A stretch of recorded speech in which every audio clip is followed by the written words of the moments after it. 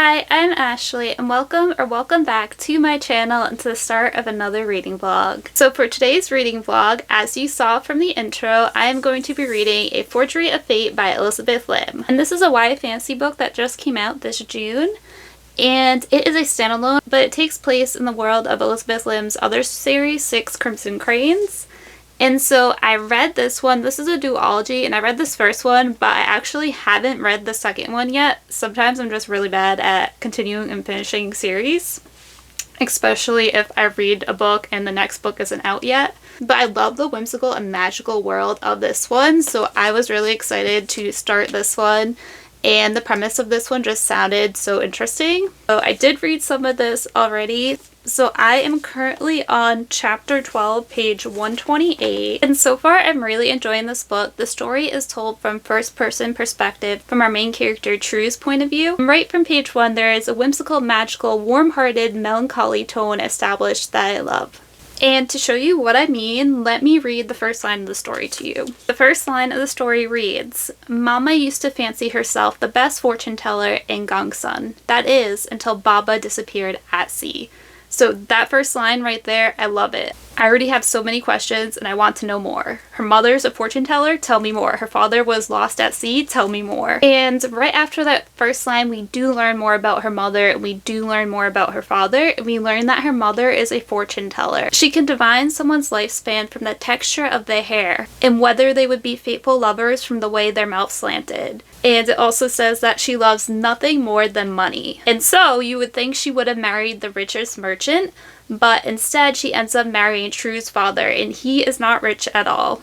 On the contrary, he is described as a middling trader with blue hair, grand dreams, and 9 coppers to his name. And he also has blue hair, which in and of itself feels very magical. And him having blue hair shows that he is from a distant foreign land, and the people of True's homeland treat her father with wariness and prejudice because of his blue hair and because he's different. And going back to True's mother marrying her father, even though he is not a rich merchant, True and her sisters constantly ask her mother and her father to tell them the story of how they met, but they refuse. They always shut it down and they always sidestep that question. So right there, that establishes a sense of mystery, and I really want to know what the story behind that is. And there's also a sense of mystery surrounding True's father's actual job. He never really tells them the details of his journeys. He says they're secret assignments and he just brings them back trinkets from wherever he goes. And so he just sails the seas and goes on all these adventures, and so he calls himself an adventurer. But it's interesting that True's mother refers to him as a pirate and a thief, so again I feel like there is a story there waiting to be told. So her father loves his job, he loves adventuring, and there's only one other thing that he loves just as much as adventuring, and that is art. And it's mentioned that he is always carving little figurines and he has a whole collection of paints. And True herself is also very interested in drawing and painting. So her father at the beginning of the book gifts her a paintbrush. And when he gives her this paintbrush, he tells her about a game that he used to play as a child called Magic Paintbrush. And this game entailed him painting anything he can dream up, and then after finishing the painting, he would say magic paintbrush and it would come to life. And obviously, like, he's embellishing here, it didn't actually come to life, and he says, like, he goes on to say that it was a game of imagination. But the game does end up becoming a favorite game of True and her 2 younger sisters. And then further adding to the whimsical and mysterious atmosphere, True mentions in the beginning pages of the book that when she turns 10, her hair turns blue overnight. And her mother is devastated because she is afraid that will negatively impact True's future and her success. So her mother tries everything to dye True's hair back, but nothing works. By the time True turns 13, her hair is a super bold and electrifying blue. So all this happens in the first 8 pages of the book, and everything so far has felt very warm-hearted and whimsical, but you know from the first line of the book that something bad is going to happen. And that bad thing finally happens on page 12. So backing up a little bit, on page 8, when True turns 13, her father ends up accepting a job that will take him halfway across the world to transport some mysterious item. And so he leaves and he won't be back for like 4 months until winter. And so 4 months later, her family receives a letter saying that her father's ship had been caught in a storm and most of the crew survived thanks to her father, but he himself had been lost at sea. And so after that, a story fast forwards 5 years later, and now True is 18, and now the story has taken more of a sad and melancholy turn because we learn that her father was never found, and that same winter her youngest sister ended up getting really sick, and so their mother spent her whole savings to try to cure her sister, and she did cure her, so she lived, which was good. Because it would have been way too sad if her father disappeared and then her youngest sister also died in the beginning of the book. And then adding to that, when spring came, her mother was unable to find work because no one wanted to hire her because she didn't have a husband. So her mother ends up turning to gambling because her mother believes that since she has a fortune teller that maybe she'll have some luck at gambling. But unfortunately, she doesn't have any luck, and she actually ends up losing their house and all their possessions. And so now True and her mother and her 2 sisters live in a ramshackle hut behind the fish market. And True and her second youngest sister, Fal, are the 2 who make sure the rent gets paid because unfortunately they can't rely on their mother anymore. So in order to do this, True has taken up forging paintings and Fal works as a seamstress. And so with their 2 jobs, they're managing to get by, and they have been trying to save money so they can move out of the city, and they're almost there. They're almost at their goal. But then their mother's gambling addiction strikes again and threatens to turn their life upside down again. And so she owes huge amount of money again, and if she doesn't pay it, then Fal is going to be taken away to be sold off.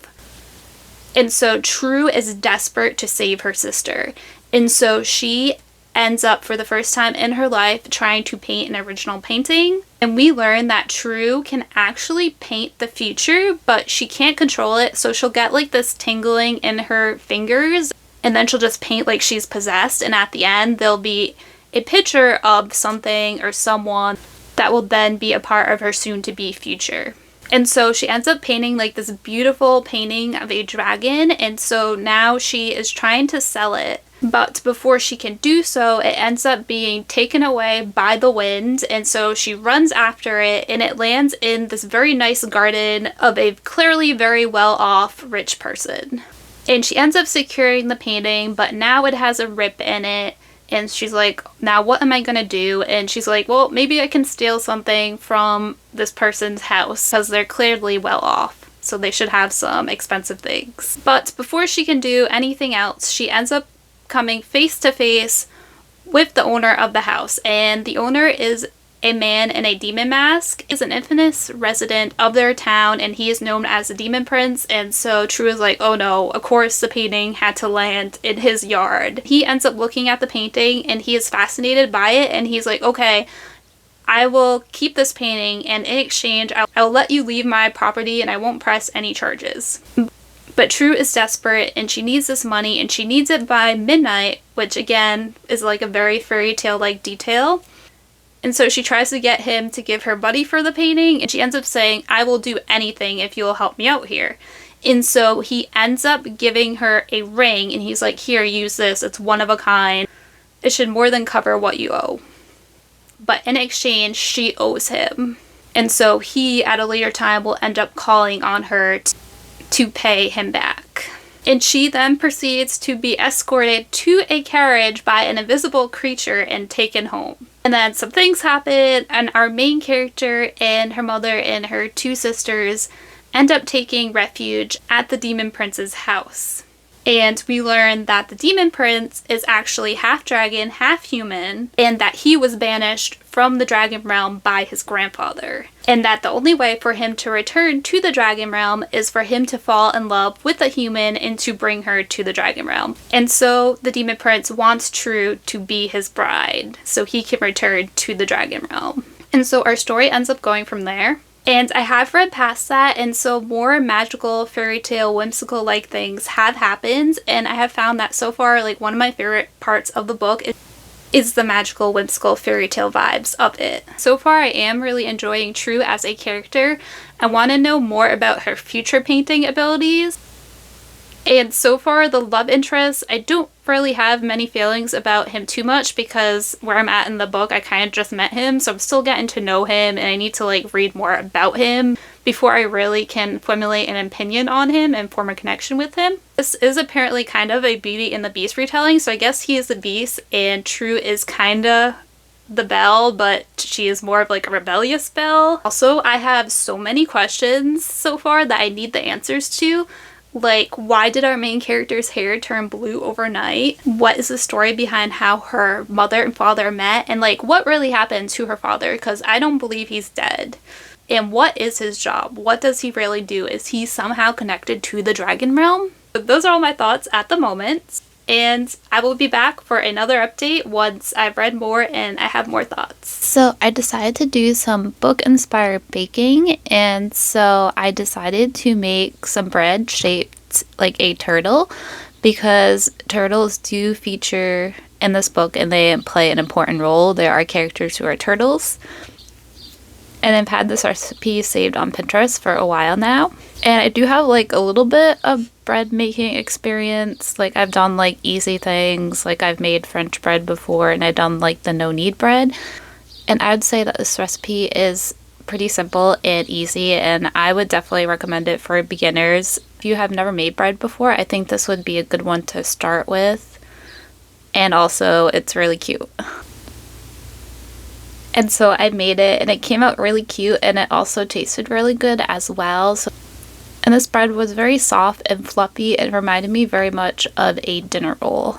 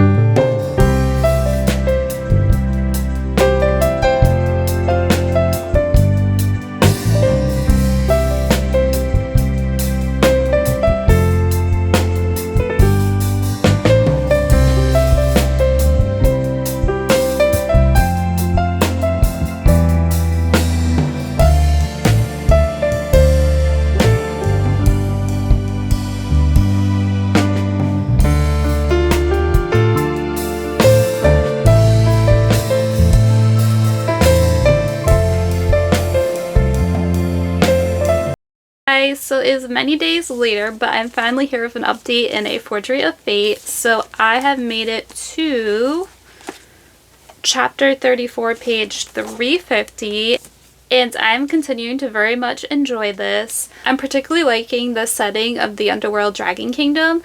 It's definitely giving me Little Mermaid vibes. There are talking turtles, talking sharks, and mind-reading jellyfish. However, unlike the underworld kingdom of the Little Mermaid, the Dragon Kingdom is not beautiful, it's not vibrant, it's kind of desolated and dilapidated and gloomy. Milo, one of the Dragon Prince's turtle attendants, says that the underworld kingdom used to be beautiful, but it has suffered under the rule of the current Dragon King, who at one time was a good ruler, but now he's kind of become a tyrant. And the reason the Dragon Prince married True was because he believes that she can help him overthrow the Dragon King. And speaking of the Dragon Prince, now that I've read more, I have gotten a better feel for his character, and I do like him. He's very much one of those characters who on the outside seems cold, but on the inside is really just a big softie. But what I find interesting about his relationship with True is on page 161, he says, "One last thing. From this point forward, if I show you kindness or favor, it means nothing. If I give you a gift or bestow upon you praise, it means nothing. Everything is for appearances only, and should you occupy a place in my thoughts, it is only to facilitate the mission we have agreed upon. I shall expect this to be the same for you." So he tells her this right before they leave for the Dragon Kingdom, and so it's almost like he's afraid to fall in love with her.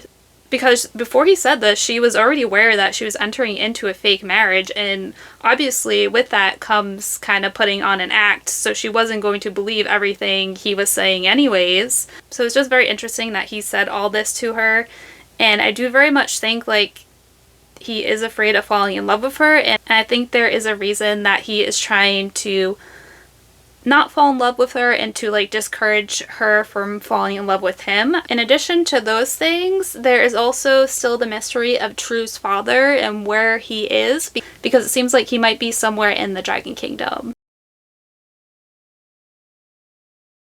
So I ended up giving this book 4 stars, and I did really enjoy my time with it. It just didn't give me like the 5-star feeling. But I did love the whimsical and fairy tale vibes of it. I also really liked our main character True and our love interest, the Dragon Prince. In addition to them, there were many endearing and charming side characters as well, such as a turtle attendant named Milo and a mermaid cook. And my favorite side character was Shawnee, and she's a snarky and lively water demon, and she reminded me a little bit of Calcifer from Hall's Moving Castle. And this book is a standalone, so everything is wrapped up well at the end, with our couple getting a happily ever after fairy tale-like ending.